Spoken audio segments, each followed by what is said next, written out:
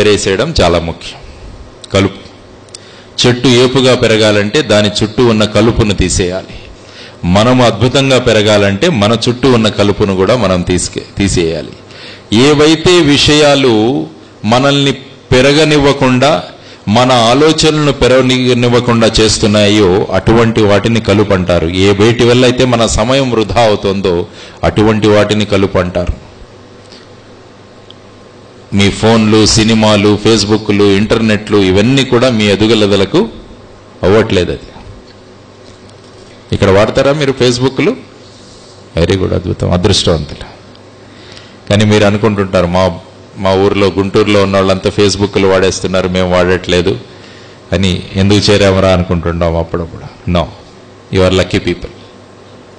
మొన్న ఒక స్కూల్కి వెళ్ళాను, అందులో ఒకడు వచ్చాడు, ఒక చిన్నోడు, ఒక 8 సంవత్సరాల వాడు. వాడికి 1000 మంది మిత్రులు ఉన్నారట ఫేస్బుక్లో.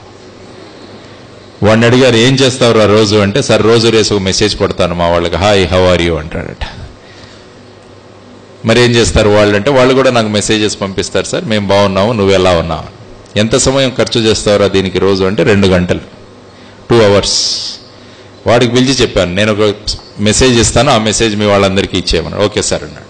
వాడికి మెసేజ్ చెప్పాను, my dear 1000 friends on Facebook, మా స్కూల్లో ఫీజులు విపరీతంగా పెంచేశారు, మా నాన్న దగ్గర డబ్బులు లేవు, కాబట్టి మీరంతా కూడా ఒక 50 రూపాయలు నా ఈ అకౌంట్ నెంబర్లో వేయండి అని నీ అకౌంట్ నెంబర్ పంపించేరా అన్నాను. పంపించాడు వాడు సిన్సియర్గా. మరుసటి రోజు నిరాశగా వచ్చాడు నా దగ్గరికి. ఏరా ఇలాగున్నావు అంటే, నిన్న మీ 1000 మంది మిత్రులు ఫేస్బుక్ అన్నావు కదా, మరి ఏమైంది అడిగితే, సార్ ఒక్కడు కూడా రిప్లై ఇవ్వలేదు సార్ అన్నాడు అన్నమాట.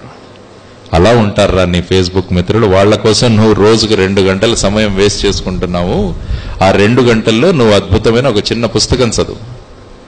అంటే సంవత్సరంలో 365 పుస్తకాలు చదివినవాడు అవుతావు. నీ 10 సంవత్సరాల స్కూలింగ్లో 3650 పుస్తకాలు చదివినవాడు అవుతాను. నువ్వు వెళ్తుంటే అందరూ నిన్ను లైబ్రరీ, ఎన్సైక్లోపీడియా అలా పిలుస్తారు నిన్ను. అలాంటి జీవనం గురించి మనం ఆలోచించాలన్నమాట. So don't get into this.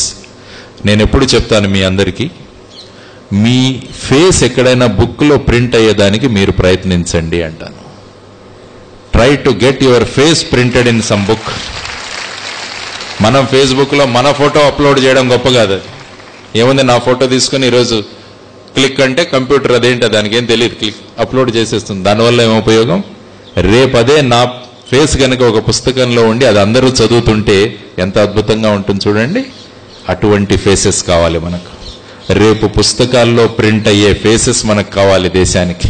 మీ 1000 మంది ఫేసెస్ రేపు పుస్తకాల్లో పడితే ఎంత అద్భుతంగా ఉంటుంది చూడండి. దట్ బికమ్స్ ఒక reference book in the library. ఆ రెఫరెన్స్ బుక్ ఎంతో మంది చదువుతుంటారు, ఎలా చేశారు అన్నది. కాబట్టి